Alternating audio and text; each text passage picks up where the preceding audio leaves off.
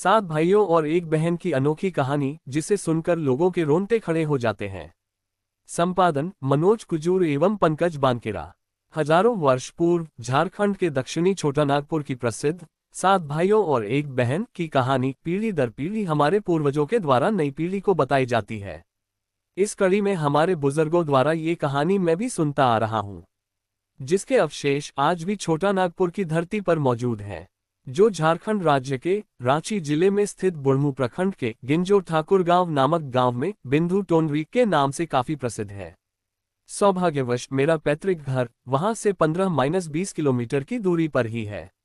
मुझे जब पता चला कि मेरी दादी और दादाजी जिस कहानी को सुनाया करते थे उसके अवशेष आज भी मौजूद हैं, तब से मुझे उक्त स्थल में जाने की तीव्र लालसा होने लगी थी।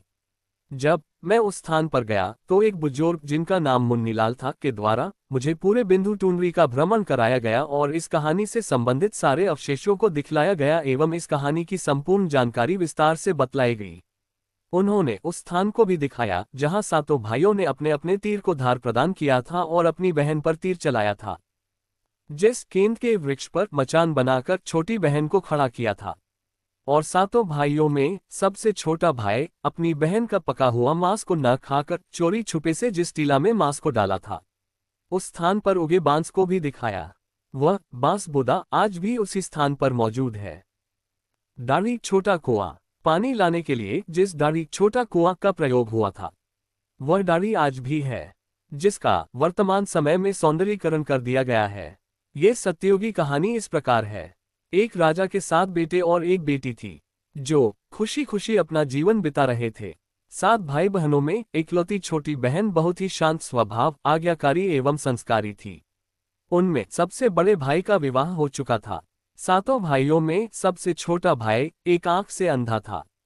छोटे भाई के दिल में अपनी इकलौती बहन के लिए बड़ा प्यार एवं लगाव था। एक दिन बड़े राजकुमार अपनी पत्नी और अपने छोटे भाइयों को साथ लेकर अपने खेतों में काम करने चले गए। चूंकि उस जमाने में खेती बाड़ी आपसी सहयोग से हुआ करते थे, सभी लोग खेतों में काम करने जाने से पहले अपनी छोटी बहन को खाना बनाने का आदेश देकर घर से निकलते हैं। सातों राजकुमार की बहन अकेले घर पर खुशी खुशी सबके लिए खाना बनाने के लिए जंगल से सिरोटी साग को तोड़कर लाती है और बड़े प्यार से सिरोटी साग की सब्जी बनाने से पहले बैठी सब्जी, फल आदि काटने का औजार से साग को काटने लगती है। इसी दौरान वह अपनी उंगली भी काट बैठती है और रक्त की एक तेज धार निकलने लगती है, जिससे उसका पूरा हाथ खून खून हो जाता है।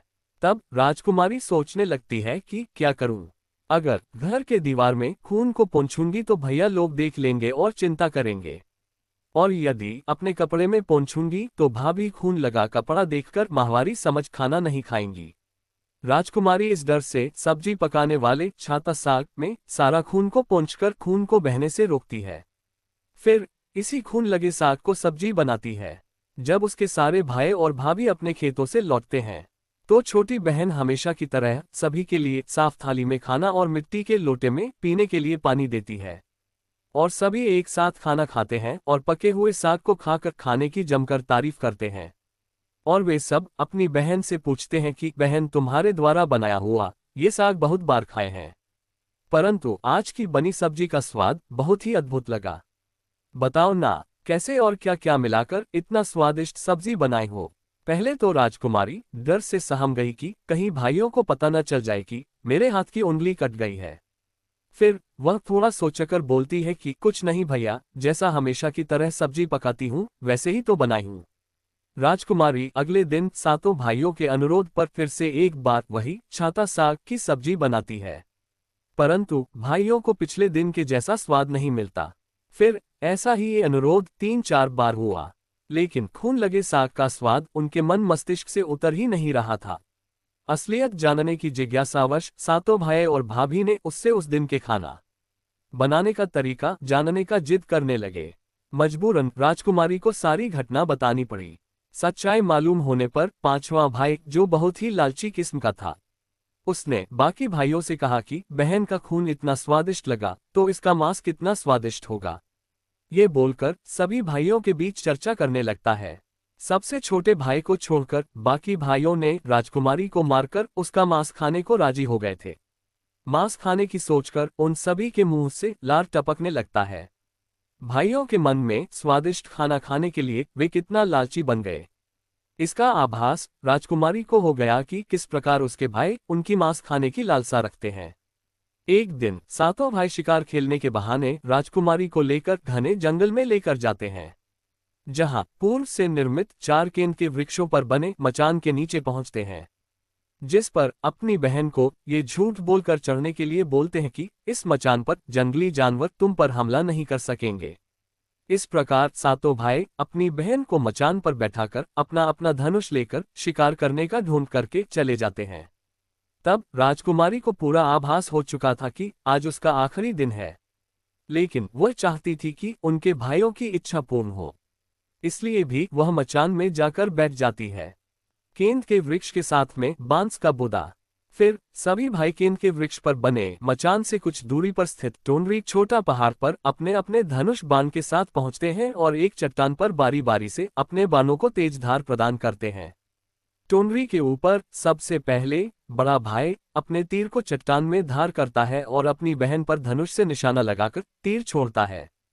तभी राजकुमारी पूरी बातों को समझ जाती है कि भाइयों का क्या इरादा है, और अपनी मातृभाषा में गीत को गाने लगती है। बिंदु बिंदु दादा छाती ताइक ताइक, अर्थात जान से मारना ही है दादा साहब, तो तीर को सीधे मेरे छाती में वार करो, इधर उधर तीर क्यों चला रहे हो।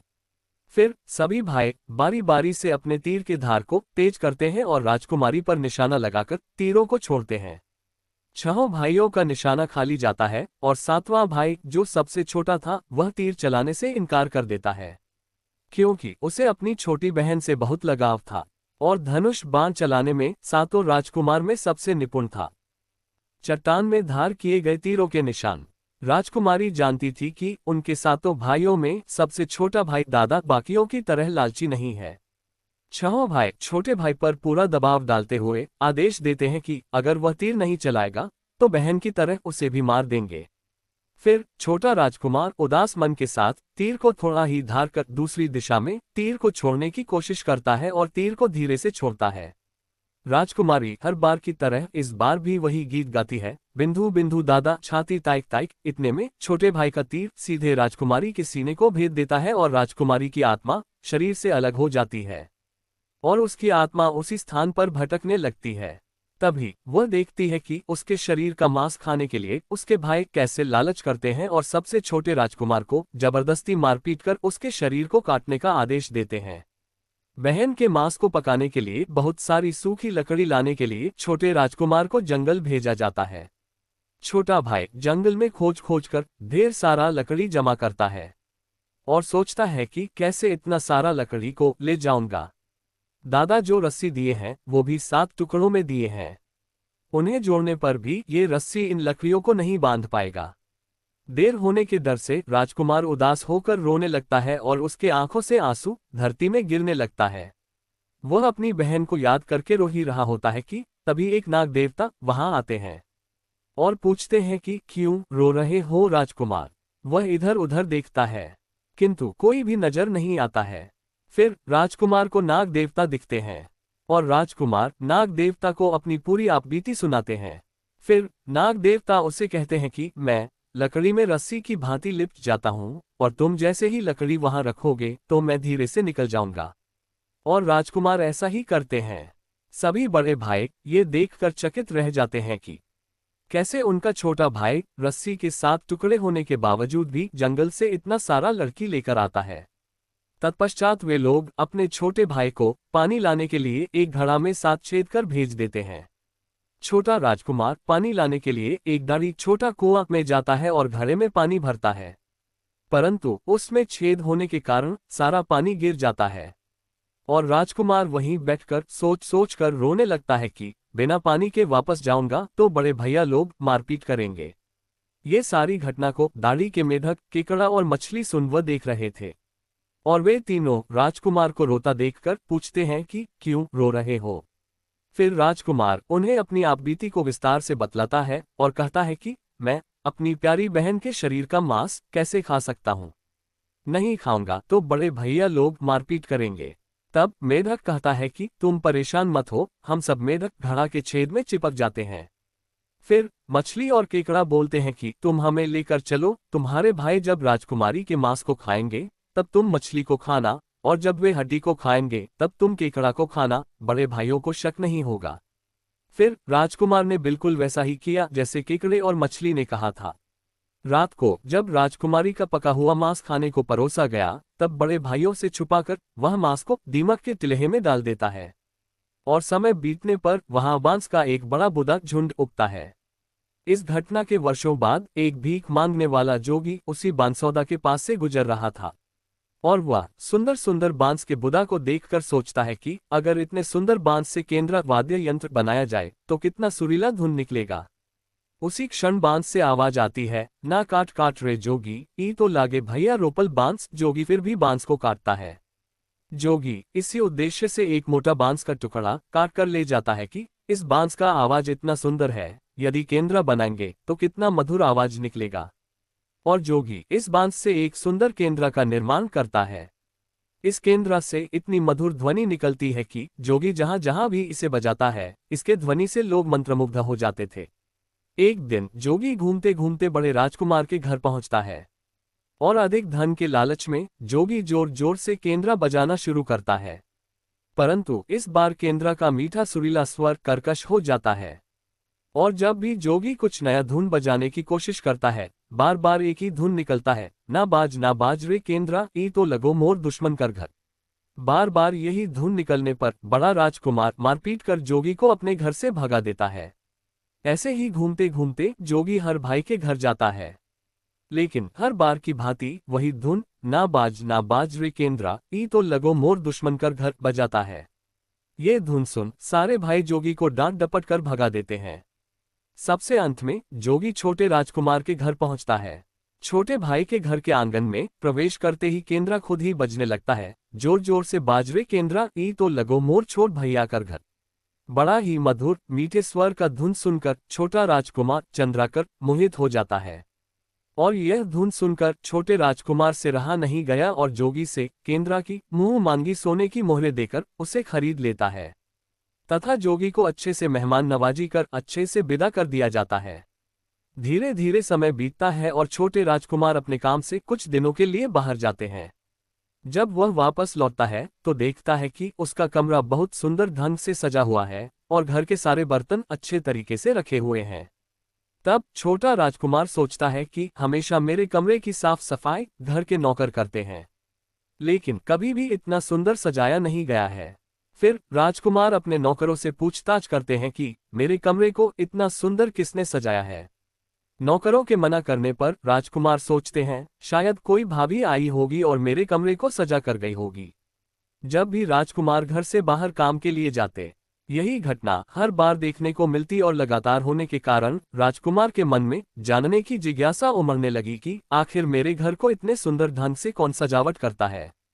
वह अपने भाइयों तथा भाभियों से भी पूछता है, और वे लोग भी सजावट करने की बात से साफ मना कर देते हैं। एक दिन राजकुमार सच्चाई पता लगाने के लिए किसी काम का बहाना कर बाहर जा रहे हैं बोलकर निकलते हैं, और छुपकर पुनः वापस आकर अपने कमरे में रखे खजूर के गोल मुड़े हुआ चटाई के अंदर छुप जाते हैं। कुछ समय इंतजार के बाद राजकुमार देखते हैं कि एक खूबसूरत सी लड़की केंद्रा से निकलकर कमरे के अंदर आती है और सारे कमरे की साफ सफाई कर वापस उसी केंद्रा में समा जाती है। ये देख राजकुमार की आंखें खुली की खुली रह जाती है, चूंकि उस लड़की की शक्ल राजकुमार की छोटी बहन के जैसी ही होती है। राजकुमार अगले दिन फिर से एक बार उसी प्रकार छुप जाते हैं, और जैसे ही वह सुंदर लड़की पूरे कमरे की साफ सफाई का काम खत्म कर वापस केंद्रा में जाने वाली होती है, तब छोटे राजकुमार उस लड़की का हाथ पकड़ लेते हैं और तुरंत केंद्रा को जला देते हैं, जिसके बाद वह लड़की हमेशा के लिए मानव रूप में परिवर्तित हो जाती है, और दोनों भाई बहन खुशी खुशी अपना जीवन जीते हैं। आज भी हर गांव में आषाढ़ी पूजा के दिन बकरा कटता है और पूरे गांव के घरों में प्रसाद स्वरूप बकरा का मांस खाया जाता है, और सतबैनी नामक पूजा स्थान पर वहीं सरौटी साग को चढ़ाया जाता है। लेखक परिचय: मनोज उरांव, रांची जिला के और मांझी प्रखंड के ग्राम बुंडू के निवासी हैं। वे रांची यूनिवर्सिटी से भूगोल में स्नातकोत्तर किए हैं और वर्तमान में आदिवासी संस्कृति एवं भाषा को बचाने के लिए निरंतर प्रयासरत हैं।